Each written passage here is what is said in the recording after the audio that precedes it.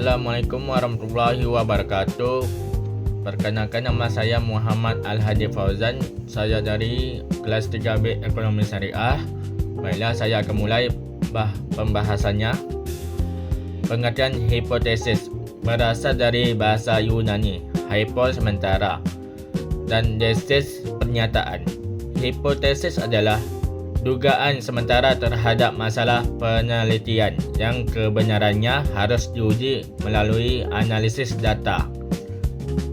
Yang kedua, pengertian uji hipotesis, prosedur statistik untuk menilai apakah hipotesis dapat diterima atau ditolak berdasarkan data sampel. Ini adalah cara untuk menilai kebenaran pernyataan mengenai parameter populasi.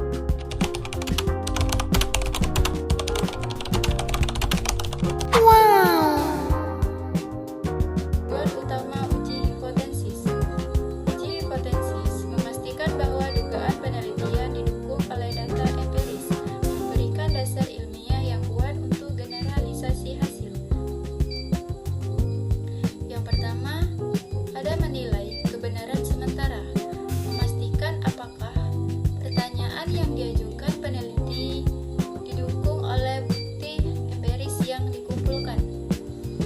Yang kedua, membedakan hasil nyata dan kebetulan, menentukan apakah temuan signifikasi secara statistik atau hanya terjadi karena faktor kebetulan dalam pengambilan sampel. Yang ketiga, membantu pengambilan keputusan, menyediakan dasar objektif untuk menarik kesimpulan ilmiah dan rekomendasi kebijakan. Yang keempat, meningkatkan validitas, menjamin kualitas dan kredibilitas hasil penelitian melalui prosedur statistik yang terstandar.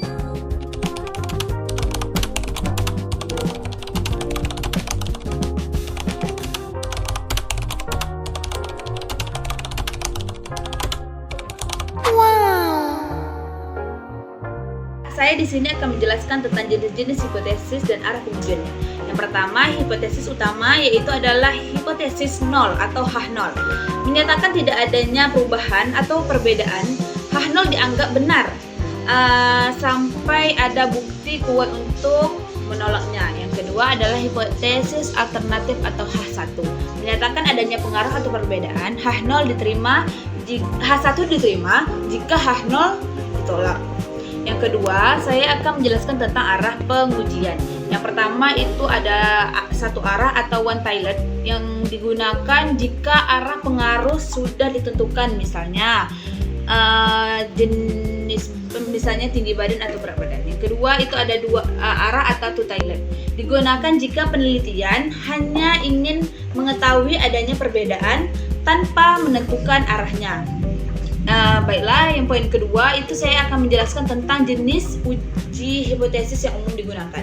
Yang pertama itu adalah uji Z, yaitu untuk menguji rata-rata popularitas dengan sampel besar N lebih besar dari 30 dan standar deviasi populasi diketahui. Yang kedua ada uji F atau ANOVA, digunakan untuk membandingkan rata-rata dari lebih dari dua kelompok. Yang ketiga adalah uji T atau T-test, membandingkan dua rata-rata independen atau berpasangan umum untuk sampel kecil. Yang ketiga uji T-square, yaitu menguji hubungan antara dua variabel kategori, misalnya kelamin dan preferensi.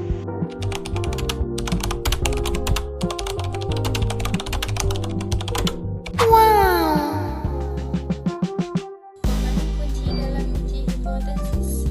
4 elemen dasar yang harus dipahami dalam setiap prosedur pengujian statistik. Yang pertama, tingkatan signifikasi A. Batas probabilitas kesalahan yang dapat diterima umumnya 5%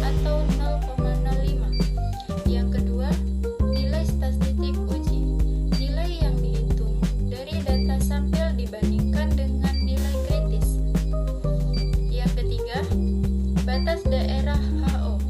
Batas nilai di mana HO akan ditolak jika nilai uji jatuh di dalamnya.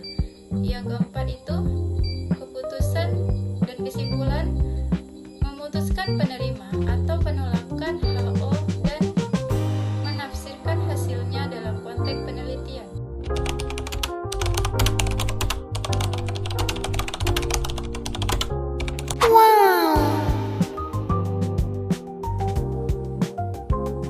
Selanjutnya kita masuk ke materi berikutnya, yaitu langkah-langkah uji hipotesis menggunakan SPSS. Yang pertama, kita perlu mempersiapkan data terlebih dahulu. Data boleh disiapkan di Excel atau kita isi manual ke dalam SPSS-nya. Sebagai awalan, kita perlu mengatur variabel terlebih dahulu dan sesuaikan dengan karakter data yang ingin diuji. Setelah itu baru kita input data ke data view. Lalu setelah kita menginput data, kita klik menu analis, terus regression linear, maka akan muncul kotak dialog. Selanjutnya pindahkan variabel Y ke kotak dependen dan semua variabel X ke kotak independen.